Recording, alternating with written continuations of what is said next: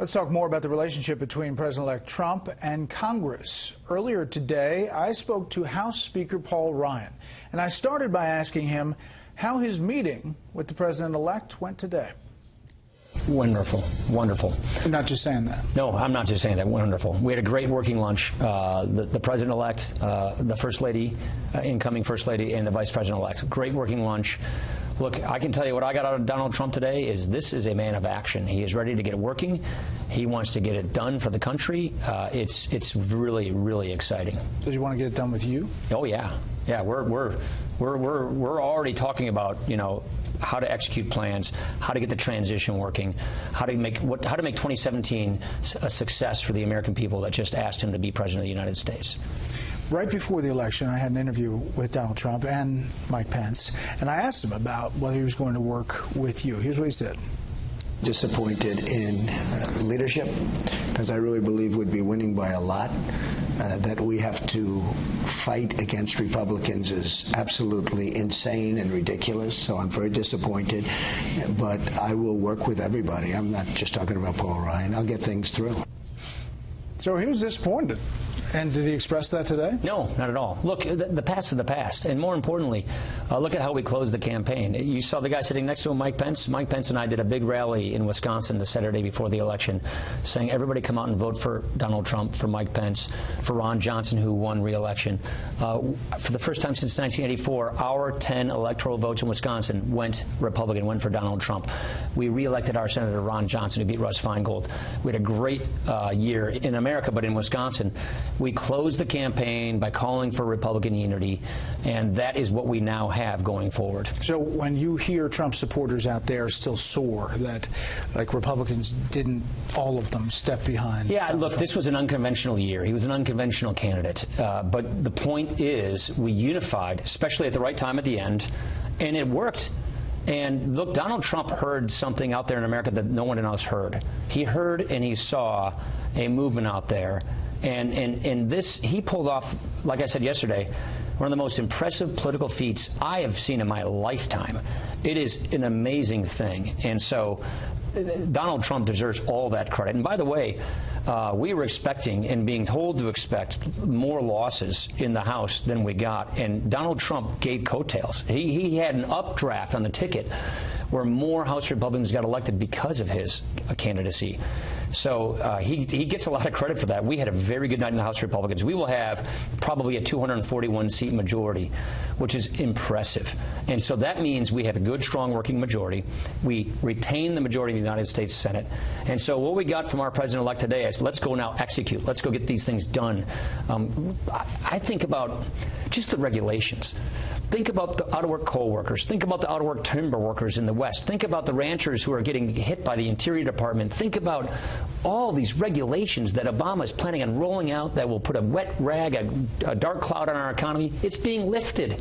Donald Trump's election right there, just from regulations, helps save millions of jobs, helps the economy, and that's before we even get going on passing a legislative agenda to get people back to work to fix our country's problems. So we're all very excited about getting to work on this. All right, I want to go through the agenda and what's coming, but last question on the process here. Are you worried about any challenge to your speakership from the Freedom Caucus or anybody else? No, we're excited about going forward and about working on executing an agenda.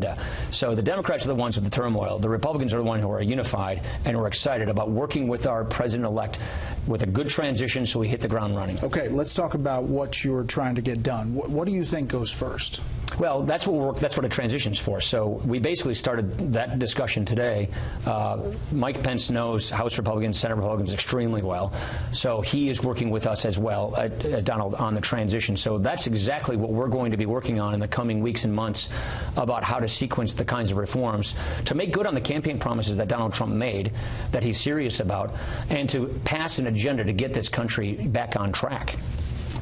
But Obamacare, I mean, it's got to be up there. That's fine, though, absolutely. Obamacare, we want to go big, we want to go bold, we want to do everything we said we'd do. Obamacare is failing, so it has to get replaced quickly. That's clearly high on our list. So is tax reform. So is securing the border. There are all these things that we know we need to do, and now we're going through sort of the nitty-gritty details about how to get these things done in 2017. You all had passed a bill to repeal and replace. It got vetoed by President Obama. But it was the replace part that we never had a sense that Republicans were singing from the same sheet of music on what it looked like. We did that. So that was what our Better Way agenda was about. So 247 House Republicans all agreed and signed up for a full replacement plan. If you go to better.gop, look at our 5th item out of our 6 items, you'll see our replacement plan. Donald and I spoke about this today. We're on the same page on these things, and it resembles exactly the kinds of reforms that he was talking about. Okay, you mentioned immigration. You're not on the same page on immigration, at least on the campaign trail. I don't really agree with that. We are on the same page on securing the border, and that border security first is what President-elect Trump is talking about, and that's something we all totally agree with. And the deportation. Well, I think right now we want to secure the border, and that is really the first priority. Okay, let's tick down these things. You have a debt ceiling coming up. Mm-hmm. How's that going to work? Well, thankfully, we're going to be doing it with a Republican president and a Republican Congress. That means we finally can tackle our big fiscal issues. That means we can finally tackle the oppressive taxes that are stifling job creation and business and making America uncompetitive. So having a debt limit, which occurs, March is around the time this occurs, with President-elect Trump, with President Trump, and a congressional Republicans and congressional Senate Democrats in the minority and Senate Republicans in the majority, makes it a world of difference better. It means we can use this as an opportunity to get good things done. But your solution has always been to put things together, including entitlement reform. That is Paul Ryan's plan. That's not Donald Trump's plan. Well, you have to remember, when Obamacare became Obamacare, Obamacare rewrote Medicare, rewrote Medicaid. So if you're going to repeal and replace Obamacare, you have to address those issues as well. So what a lot of folks don't realize is this 21-person board called the IPAB is about to kick in with price controls on Medicare. What people don't realize is because of Obamacare, Medicare is going broke. Medicare is going to have price controls. Because of Obamacare, Medicaid is in fiscal straits. So you have to deal with those issues if you're going to repeal and replace Obamacare. Medicare has got some serious problems because of Obamacare. So those things are part of our plan to replace Obamacare. And do you put Obamacare repeal and place through the Senate in budget reconciliation? Those are details that we'll figure out down the road. Process. But Social Security, obviously, is something you've always talked about. And yeah, that's something I talked about, but that was not part of our Better Way agenda. Frankly, the fiscal pressures are mounting faster on health care than they are on Social Security. What about taxes? Is that going to be up top? Absolutely. Absolutely. Look, we tax our businesses in America at much, much higher tax rates than our foreign competitors tax theirs. Therefore, they're winning and we're losing. We have trillions of dollars trapped overseas of American capital that could be redeployed to America but for our tax laws. So this tax code is just stifling economic growth. Donald Trump put out a tax plan in the campaign that is almost the same as the tax plan that House Republicans. So we are absolutely on the same page on reforming the tax code, reining in the IRS, and simplifying the tax system for working families. So this is obviously one of the critical steps toward getting this economy growing again, getting wages up, getting people back to work, getting businesses hiring. That is something that we clearly talked about today, and that's something that we're obviously going to be working on as part of our big agenda this year. On the immigration front, are you in favor of building a wall? I'm in favor of securing the border, and I do believe that you have to have physical barriers on the border. I will defer to the experts on the border as to what is the right way to actually secure the border. And remember, it's not just border security. You have to have interior enforcement. You have to have a visa tracking system. You have to have what we call E-Verify, so someone can't steal another person's identity to get a job illegally.